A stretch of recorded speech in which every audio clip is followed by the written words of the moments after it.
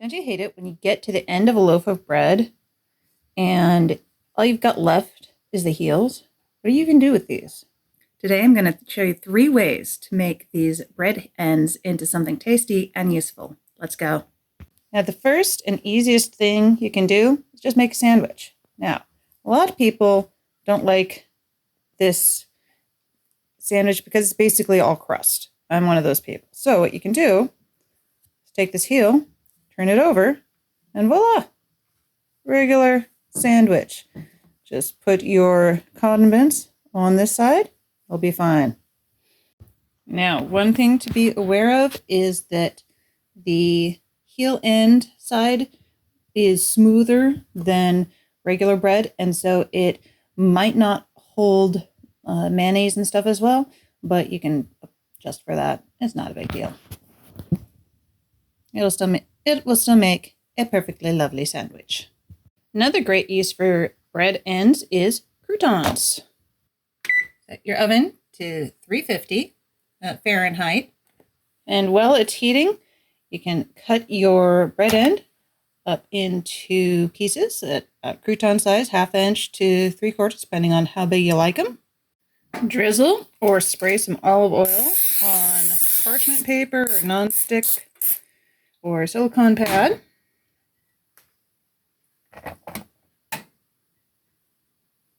Add your cut up croutons. Size is not as important as making sure that they are all generally about the same size so that they cook evenly. Now, at this point, if you want, you can drizzle them with olive oil, or be like me and just spray them. Now, you can use whatever you want. I like them garlicky, so I'm going to use garlic powder and some garlic salt. You can use parsley, thyme, herbs de Provence, whatever you feel like. It's all for you. Give them a little stir. Make sure everybody's coated and happy. Then when your oven is up to temperature, stick them on in there for 10 to 20 minutes, depending on how crispy you like them. But if you don't have enough bread ends for sandwiches and you don't like croutons, fear not. We have one more option. Start similar to with the croutons and make the big pieces into small pieces. Does not really matter a whole lot how big you make them here. Don't worry about if they are even or not. You're just, like I said, making them smaller so that you have more surface area. What we're going to do now is increase the surface area because we want these to dry out a little bit so that we can turn them into breadcrumbs. Next step will be easier if these guys are a little bit stale. So whip it up, spread it out, and then we wait. By the way, if you like rustic croutons, this is also a perfectly reasonable way to make croutons. They don't have to be cubes. Now we wait. How long to wait? A few hours, day. It's not that important.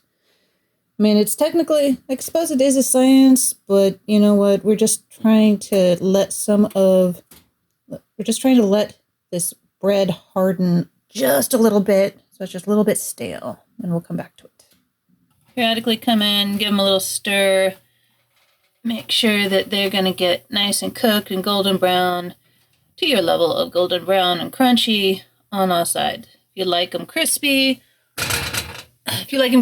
leave it longer. If you like them softer, do it shorter. Basically, keep an eye on your croutons the first few times so that you know what level of doneness you like. And then once you know that time, repeat that. And about 15 minutes later, my beautiful croutons are done. Golden brown and delicious. And crunchy. All right, it's been about a day, so the bread is a little dried out, but still a bit squishy. It's about where you want it. The point of letting it dry is just to shed some of the moisture and make it a little easier to work with for the next step. And the next step is turning the bread into crumbs. If you have a burning desire to do so, you can do it by hand, or you can use a food processor or a blender. As you can see right here, I'm going to use a food processor.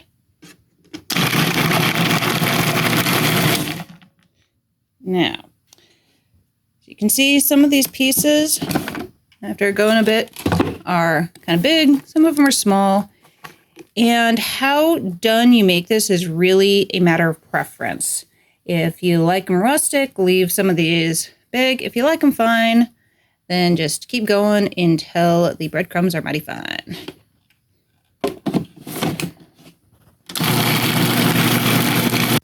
And a little while later, voila, breadcrumbs. Let's see. So these still have some moisture in them, so they'll dry out a little, they'll shrink a little bit as they dry out. Now at this point, you have a few options. If you're impatient or in a hurry, then you can bake the breadcrumbs, again at about 350, shake them now and then, maybe add some seasonings. Or if you're like me and not in a hurry, you can just let them sit out until they are completely dry. And let me stress, they need to be completely dry before you put them away. If there is even a hint of moisture in those breadcrumbs when you put them in a box or something for storage, then you might come back to mold. You do not want that. So what I'm going to do now is just spread these breadcrumbs out and let them dry out. Periodically, I'll come by, give them a little stir, see how dry they are, but that's pretty much it.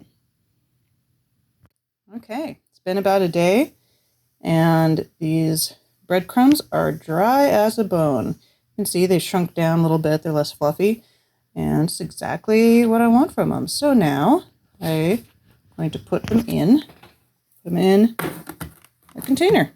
I like choosing an airtight container, something like this. You can see that I have some breadcrumbs from before, and so you just put them on in.